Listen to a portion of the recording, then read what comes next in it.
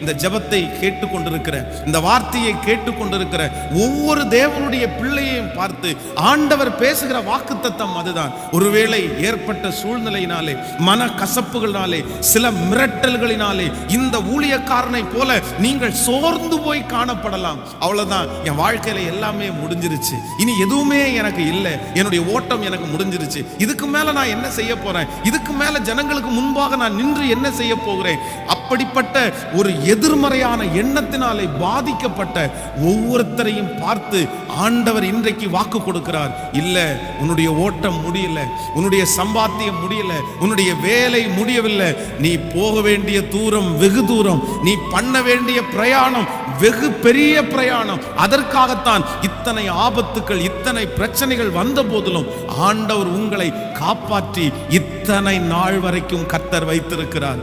அல்லேலூயா.